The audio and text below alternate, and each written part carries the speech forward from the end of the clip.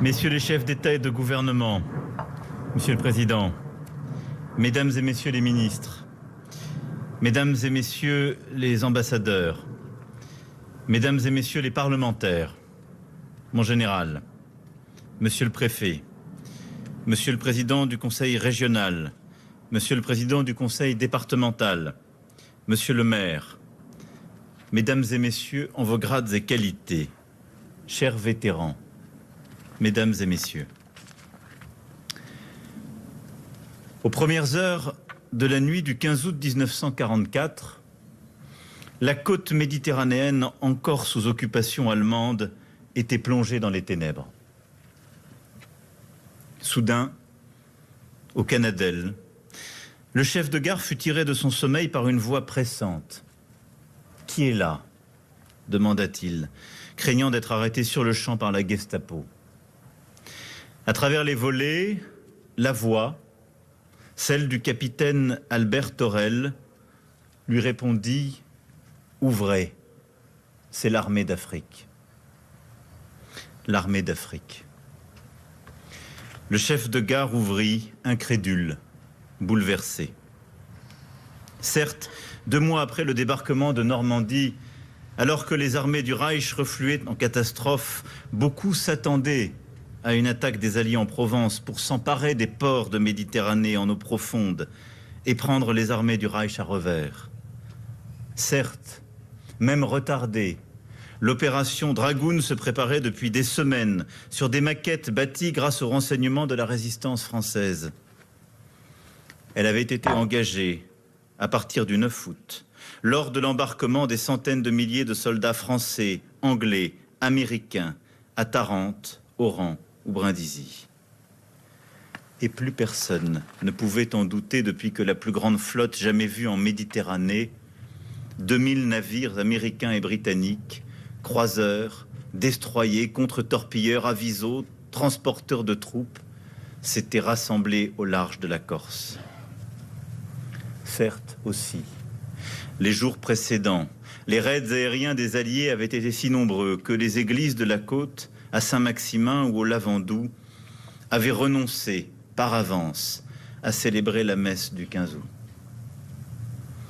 Pourtant, cette nuit-là, l'émotion étreignait le chef de gare et le capitaine Torel. L'attaque avait commencé. Une opération aux proportions épiques. 90 000 soldats bientôt jetés à l'assaut du rivage de France, sur ce chapelet de minces plages, de calanques, de falaises défendues par plusieurs dizaines de milliers d'hommes de la Wehrmacht. Pour permettre son succès, il fallait profiter de la nuit impénétrable. Cette poignée d'heures entre minuit et l'aube. Pour les éclaireurs et les commandos chargés de détruire les premières défenses ennemies, la nuit la plus courte. Sur l'île du Levant, à Port-Cros, verrou de la rade de Hyères, c'est là que les commandos américains et canadiens investirent à l'heure zéro. Au pied du Cap Nègre, où les commandos d'Afrique furent projetés et où ils durent grimper la falaise à main nue afin de neutraliser les batteries allemandes. Sur une autre plage, enfin, celle de l'Esquillon, entre Tréas et Théoul, où les hommes du groupe naval de la marine préférèrent continuer à avancer dans un champ de mines plutôt que de rebrousser chemin. Grâce à ces avant-gardes, à l'aube, sur les plages Alpha à l'ouest, à Ramatuelle et Cavalère, sur les plages du secteur Delta à Sainte-Maxime, les premières divisions américaines foulèrent le sable jonché de mines et de torpilles.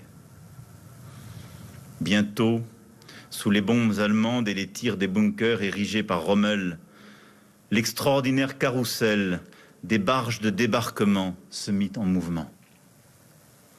File ininterrompue d'hommes et de tanks, de machines et de bataillons, parfois repoussés, comme sur le secteur Camel, sur la plage de Fréjus-Saint-Raphaël, que les hommes du général Patch délaissèrent pour poser finalement le pied au Dramont et à Haguet. Alors, à midi, sur le sémaphore de Sainte-Maxime, flottait un drapeau américain. Place des Lys,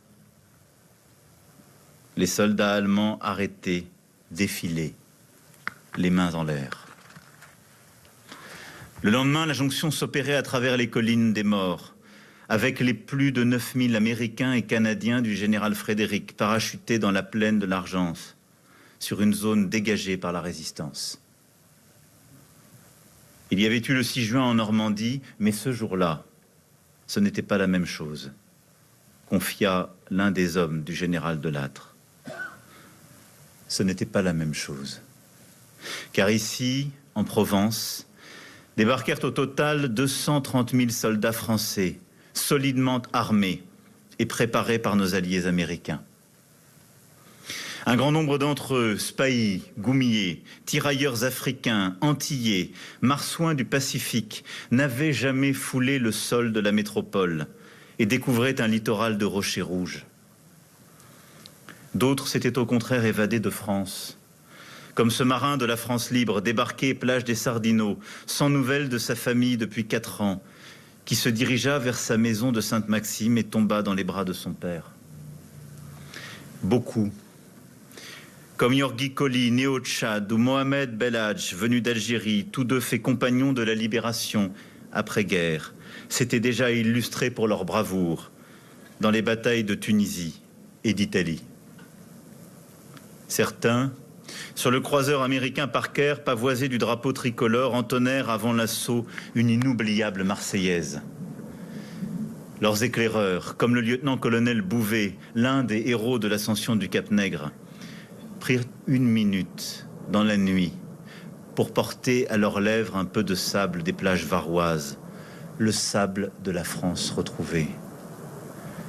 Parmi eux, Hubert Germain lui-même, débarquant sur ces côtes, racontait dans ses derniers jours avoir pris une poignée de cette terre, terre et sable mêlés, tant attendue, tant désirée, pour la porter à son visage.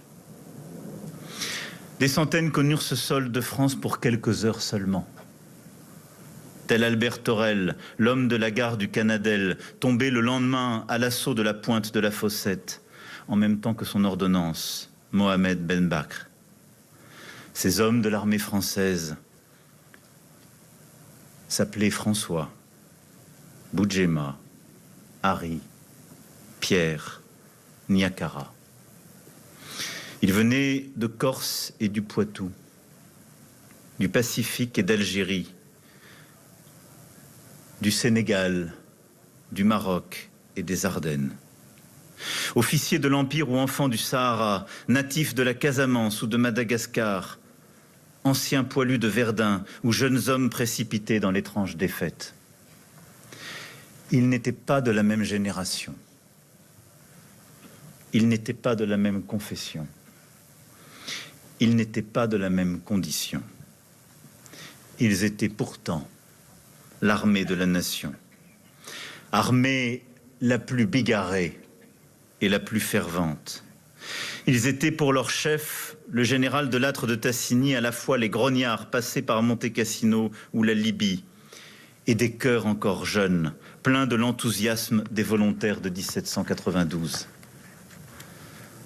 Soldats comme ceux de l'an 2, soldats de l'acte 2 de la libération du pays, soldats convaincus que lorsqu'il s'agit de défendre l'intérêt vital de la nation, tous ceux qui se reconnaissent comme Français ont vocation à être ensemble. Et dès le 16 août, parce que nos alliés américains voulurent leur laisser l'honneur de reconquérir leur patrie, les hommes de la première armée française foncèrent vers Toulon, vers Marseille, qu'Hitler avait ordonné de défendre jusqu'à la dernière cartouche. Ouvrez, c'est l'armée d'Afrique, avait dit le capitaine Torel. Et les portes de la liberté s'ouvrirent en effet sur leurs pas. Portes des batteries de Mauvanne, conquises par les commandos d'Afrique, celles du Golf Hotel sur la route d'hier, enlevées par la première division des Français libres, celles des villages du Gapo, enfoncés par les assauts des tirailleurs sénégalais et des blindés des chasseurs d'Afrique lors d'une bataille au corps, couteau contre poignard dans les rues provençales, celles de Toulon, que l'armée allemande avait l'ordre de tenir et qui cédèrent le 28 août, au prix d'un siège d'une semaine mené par les tirailleurs algériens et sénégalais, épaulés par les hommes du choc, rejoignant dans les décombres les résistants toulonnais. Porte de Marseille, gardée sur les collines par des massifs de calcaire, par le verrou d'Aubagne, où les goumiers et les tabors mirent en fuite les Allemands le 22 août. Ces portes que les armées françaises franchirent enfin sur une inspiration pleine d'audace du général de Montsabert. Marseille fidèle à son esprit de résistance. Marseille entrée en insurrection contre l'occupant. Marseille révoltée de l'Estaque aux réformés. Marseille libérée quand les derniers Allemands baissèrent les armes au Frioul ou sur les contreforts de Notre-Dame de la Garde. Avec une avance de plus d'1 mois sur les prévisions, ce furent aux portes de Nau, près d'Autun, en Bourgogne, le 12 septembre, qu'un officier de la 2e division blindée du général Leclerc serra la main d'un officier de la 1re division des Français libres, du général Brosset. Le premier venait du nord et avait débarqué en Normandie. Le second venait du sud et avait accosté en Provence. Les 2 armées se donnaient la main. Geste de reconnaissance et de fraternité. Serment de poursuivre le combat jusqu'à la victoire. Dans les Ardennes et pendant l'hiver suivant, des batailles terribles jusqu'à la libération de Strasbourg et au-delà, jusqu'à la capitulation de l'Allemagne nazie, que signa pour la France le général de Lattre de Tassigny le 8 mai 1945. Et c'est le même geste de reconnaissance, de fraternité, d'espérance pour l'avenir que la nation accomplit aujourd'hui. Ici, dans cette nécropole de Boulouris, cimetière marin qui garde les tombes de 466 héros parmi les milliers passés là. Français, pieds noirs d'Algérie, du Maroc, de Tunisie, Français des Outre-mer, des Antilles au Pacifique, secondés par les Français de la résistance intérieure. Américains, Britanniques, Canadiens, qui, loin de leur pays natal, ont trouvé la mort sur un chemin de Provence, sur une plage de Méditerranée. Africains. Ces soldats français d'Afrique, dont certains des vétérans se tiennent devant nous et devant lesquels je m'incline. La part d'Afrique en France est aussi ce legs qui nous oblige.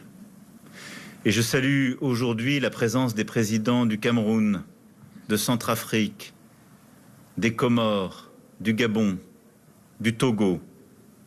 À vos côtés, Monseigneur, honorant cette mémoire monégasque qui nous est si fidèle, aux côtés de Monsieur le Premier ministre du Maroc, et la présence des représentants de Côte d'Ivoire, de Madagascar et du Sénégal, et des jeunes lycéens de Tiaroy. Comme la France n'oublie rien des sacrifices des Congolais, des Béninois, ni celle des peuples du Burkina Faso, du Mali et du Niger et de tant d'autres. Non, rien de la plus belle mémoire de ces hommes n'est oublié. Leurs noms doivent continuer d'être donnés à nos rues, à nos places, pour inscrire leurs traces impérissables dans notre histoire. 8 décennies après, revenir en Provence au matin, à l'heure bleue où eut lieu le débarquement, c'est conjuguer au présent cette reconnaissance, cette fraternité, cette espérance. C'est ne rien oublier de leur courage et de leur combat.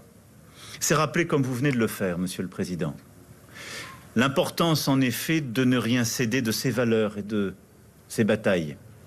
Celle pour le droit international, le refus de quelque double standard que ce soit, la volonté de défendre partout, sous toute latitude, le droit des peuples à disposer d'eux-mêmes, leur souveraineté, leur intégrité territoriale, la volonté farouche de continuer d'avoir un monde et des institutions plus justes, plus équilibrées, de ne nous habituer à rien.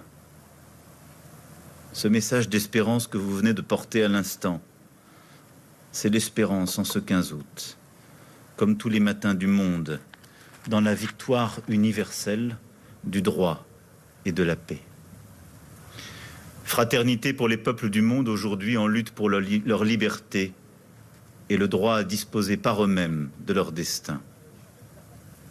C'est la reconnaissance indéfectible pour les héros du 15 août dont certains se tiennent devant nous.